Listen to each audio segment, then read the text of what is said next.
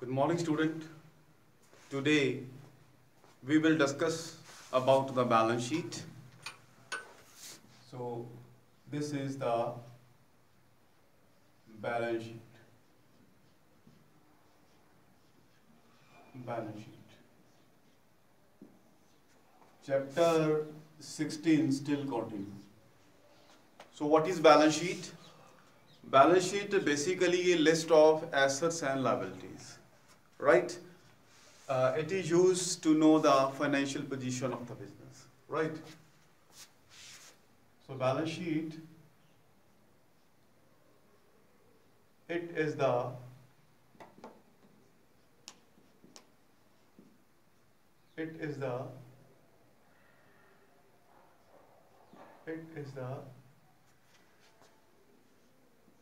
statement.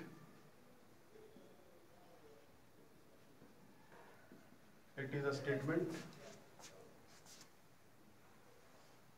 containing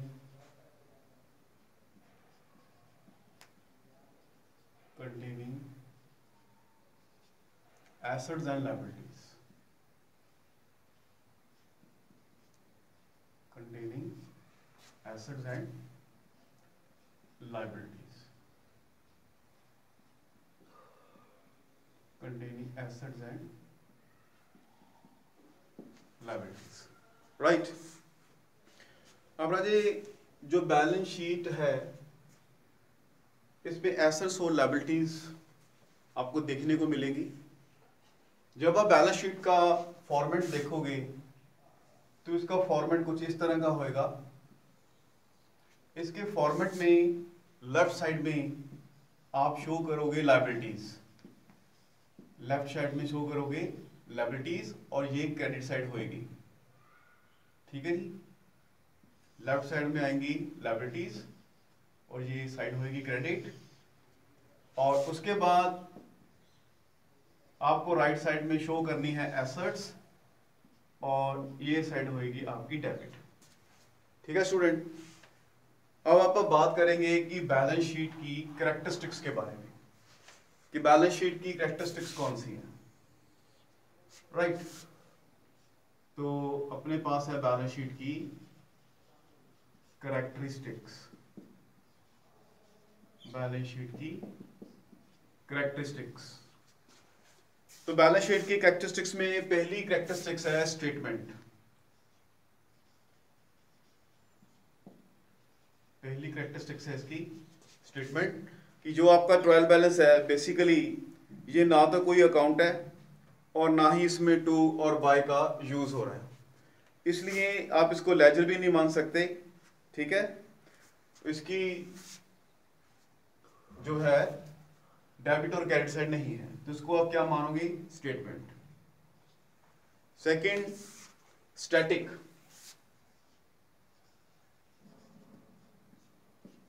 उसके बाद word है हमारे पास स्टैटिक्स। स्टैटिक्स का क्या मतलब है कि ये जो डॉक्यूमेंट है एक स्टैटिक डॉक्यूमेंट है, यानी कि पर्टिकुलर डेट पे ये बनाया जाएगा। ठीक है जी, और ये जो बैलेंस शीट है ये आपकी बिजनेस की फाइनेंशियल पोजीशन को बताएगी। राइट, इसके बाद थर्ड पॉइंट है हमारे पास assets and liabilities. Assets and liabilities, इसका मीनिंग ये है कि जब आप बैलेंस शीट बनाओगे तो आप क्या देखोगे कि इसमें बिजनेस की ऑल एसेट्स और ऑल लायबिलिटीज को शो किया गया है। बेसिकली इसकी लेफ्ट साइड में लायबिलिटीज और राइट साइड में आपको एसेट्स देखने को मिलेंगी। फोर्थ है knowledge of financial position. Knowledge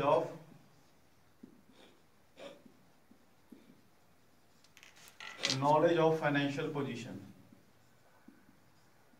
knowledge of financial position, तो जो ना ये बैलेंस शीट है इसका सबसे बड़ा बेनिफिट ये है कि कोई भी person with the help of balance sheet business की फाइनेंशियल साउंडनेस, बिजनेस की सॉल्वेंसी पोजीशन को, लिक्विडिटी पोजीशन को चेक कर सकता है कि कैश के एंगल से आपका बिजनेस कितना स्ट्रांग है।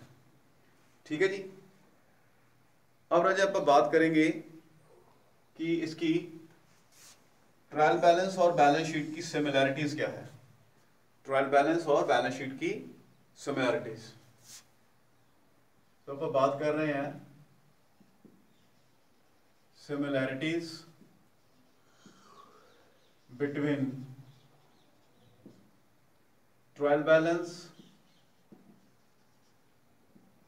similarities between trial balance and balance sheet. आपकी ट्रायल बैलेंस और बैलेंस शीट में सिमिलैरिटीज क्या है, ठीक है स्टूडेंट। तो सिमिलैरिटीज की बात करेंगे कि दोनों में क्या सिमिलैरिटीज है।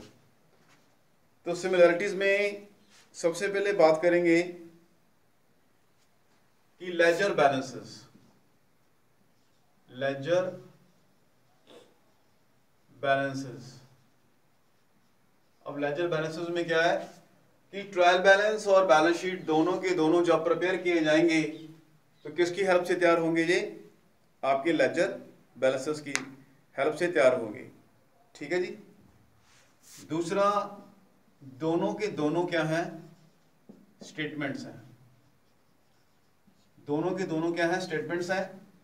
बैलेंस शीट और ट्रायल बैलेंस दोनों को ही लेजर नहीं कहा जा सकता, दोनों में टू और बाय का यूज नहीं होता, ठीक है जी। और थर्ड में बात करेंगे पर्टिकुलर डेट, कि दोनों के दोनों ट्रायल बैलेंस और बैलेंस शीट ये पर्टिकुलर डेट को प्रिपेयर होंगे। फोर्थ बात करेंगे कि इसमें टू एंड बाय, इसमें टू और बाय का यूज नहीं होता, ना ट्रायल बैलेंस में और ना ही आपकी बैलेंस शीट में, ठीक है जी। और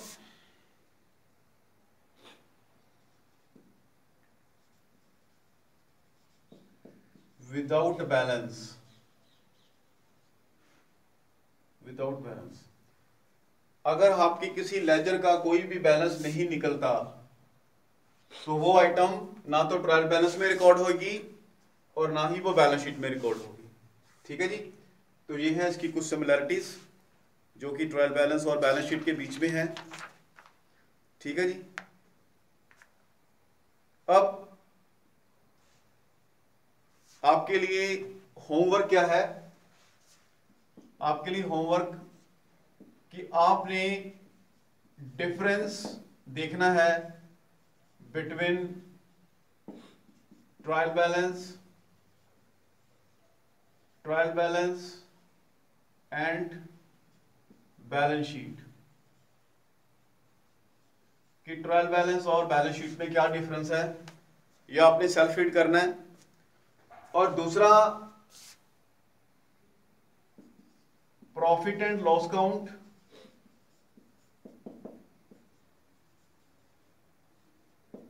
प्रॉफिट एंड लॉस अकाउंट और प्रॉफिट एंड लॉस अकाउंट और बैलेंस शीट में क्या डिफरेंस है, प्रॉफिट एंड लॉस अकाउंट और बैलेंस शीट में क्या डिफरेंस है, ये आपने सेल्फ रीड करना है, ठीक है जी। अब आप एक न्यूमेरिक सॉल्व करेंगे।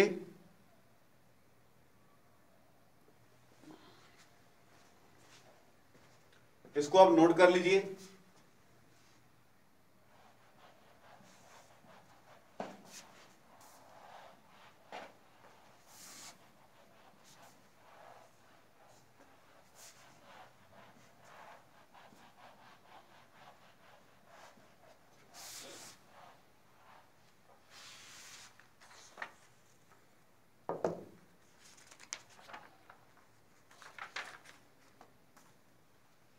स्टूडेंट, मेरे पास है इलस्ट्रेशन 12, आप डिस्कस करने जा रहे हैं इलस्ट्रेशन 12। राजे इलस्ट्रेशन 12 में trading account, profit and loss account और बैलेंस शीट आपने प्रिपेयर करनी है। इलस्ट्रेशन 12 में trading and trading and profit and loss count आप प्रिपेयर करोगे।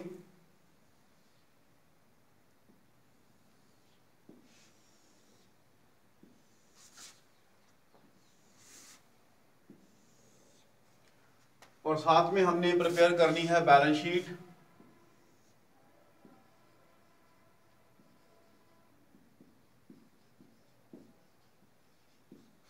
बैलेंस शीट,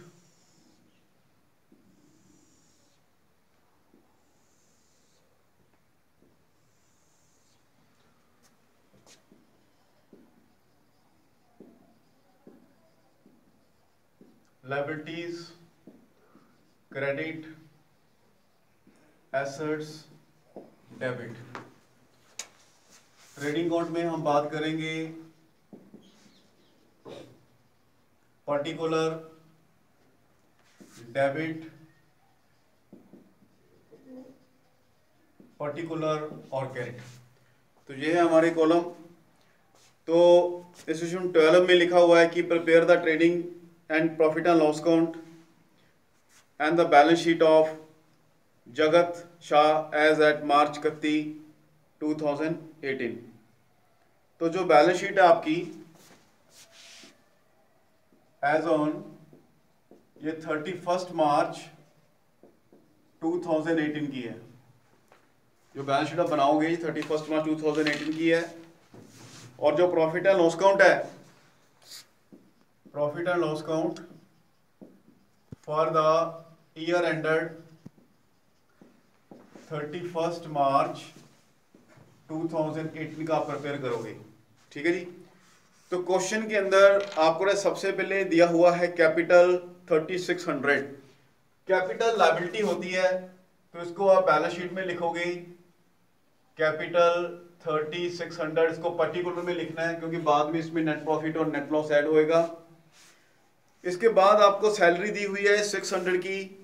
सैलरी आपका इनडायरेक्ट एक्सपेंसेस है, ये आप प्रॉफिट एंड लॉस अकाउंट में लिखोगे। आपका नीचे वाला जो पोर्शन है ट्रेडिंग अकाउंट के नीचे वाला पोर्शन, वो प्रॉफिट एंड लॉस अकाउंट वाला पोर्शन होता है। तो आप जो सैलरी है वो वहां पे शो करोगे। सैलरी का अमाउंट आ रहा आपके पास 600 का। सैलरी के बाद आपके पास है मशीनरी 700 की। तो मशीनरी एसेट होती है, इसको आप एसेट साइड में शो करोगे, मशीनरी 700। इसी तरह इसके बाद है आपके पास जनरल एक्सपेंस। ये जो जनरल एक्सपेंस है ये ऑफिस के खर्चे हैं, इसको आप प्रॉफिट एंड लॉस अकाउंट में शो करोगे, जर्नल एक्सपेंसेस। तो जर्नल एक्सपेंसेस जो है वो आपके वो है 200 के, इसको आप प्रॉफिट एंड लॉस अकाउंट में शो करोगे, इनडायरेक्ट एक्सपेंस है आपका। इसके बाद आपके पास है सेल। जो सेल है ये आपकी डायरेक्ट इनकम है, इसको आप ट्रेडिंग अकाउंट में शो करोगे बाय सेल्स। सेल्स का अमाउंट आपको दिया हुआ है यहाँ पे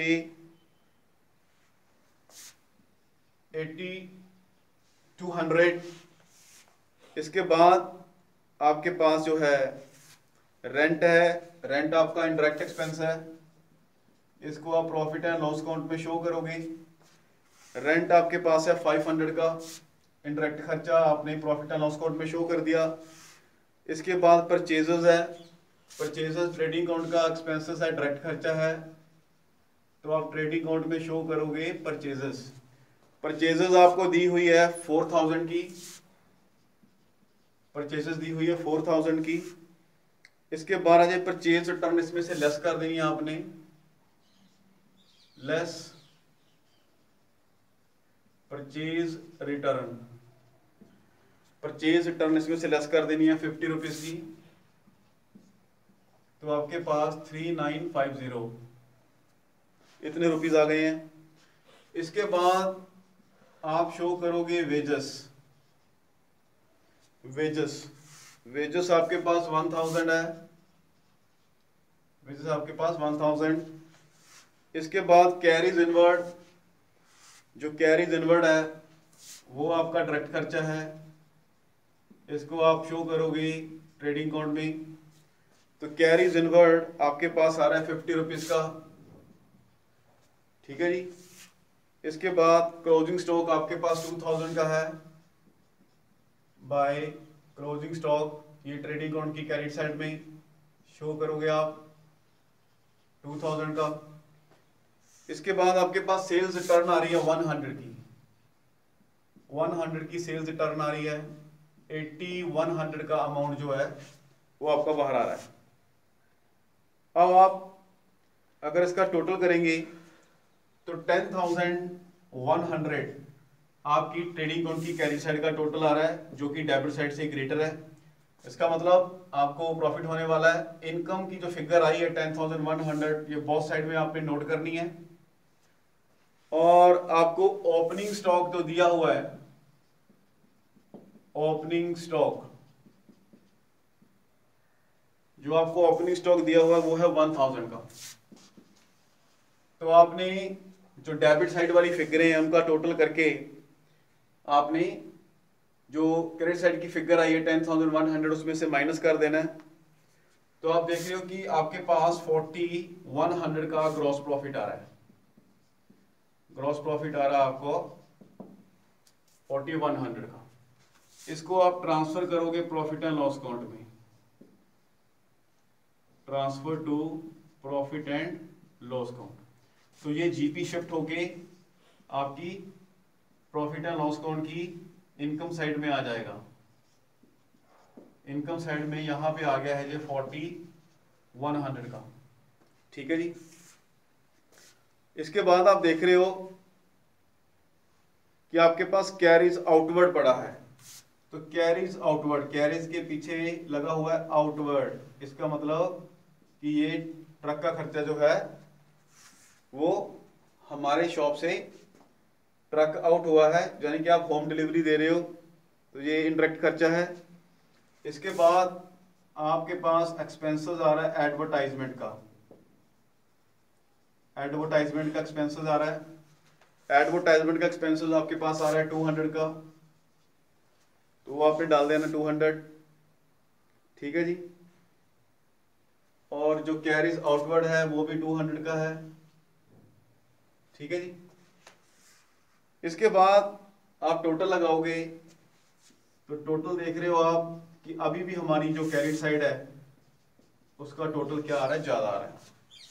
ठीक है जी।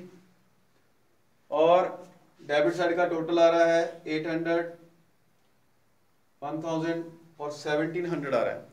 तो इसे आप 4100 में से माइनस कर दो तो आपका 2400 का क्या आने वाला है, नेट प्रॉफिट। इस नेट प्रॉफिट को आप ट्रांसफर करोगे कैपिटल में, ट्रांसफर टू कैपिटल अकाउंट। तो ये जो 2400 का प्रॉफिट आया है ये सीधा का सीधा यहां बैलेंस शीट में कैपिटल में ऐड हो जाना है, ऐड एनपी। तो यहां पे 2400 का ये वाला प्रॉफिट जो है वो क्या हो जाएगा, यहां पे ऐड हो जाएगा। ठीक है जी। आपको क्वेश्चन में 400 की ड्राइंग भी दी हुई है, तो जो ड्राइंग है वो आपने क्या कर देनी है, लेस कर देनी है। 400 की ड्राइंग दी हुई है वो लेस कर देनी है। ठीक है जी।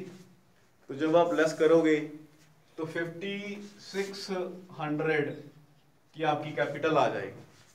ठीक है जी। अब आपको बुक में दिए हुए हैं क्रेडिटर, जो आपको क्रेडिटर दिए हुए हैं वो आपने लायबिलिटी साइड में शो करने हैं। आपके 500 के क्रेडिटर है। ठीक है जी, बात समझ आ रही है। उस तरह मशीनरी आ गया है। क्लोजिंग स्टॉक राजा आपको यहाँ पे भी शो करना है बैलेंस शीट में, क्योंकि अगर आपको क्लोजिंग स्टॉक ट्रायल बैलेंस के बाहर दिया हुआ है तो ये दो जगह पे आएगा, ट्रेडिंग अकाउंट में और आपके एसेट साइड में। तो क्लोजिंग स्टॉक आपके पास 2000 का है।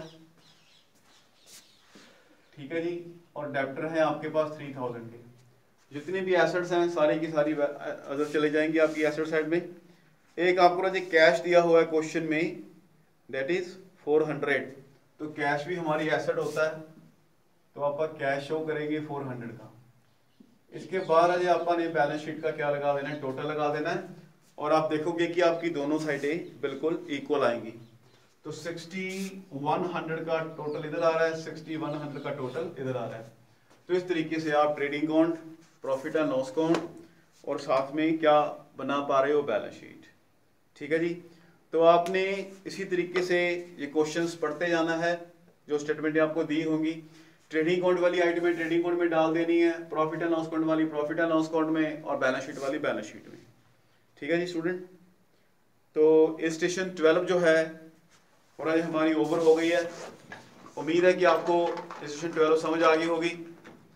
ठीक है जी। तो इसके बाद जो है वो क्या है कि जो इलस्ट्रेशन 3 है वो राजे आपने सेल्फ ट्राई करनी है। इलस्ट्रेशन 13 12 अपन ने कर लिया, 13 आपने सेल्फ ट्राई करनी है। ठीक है जी।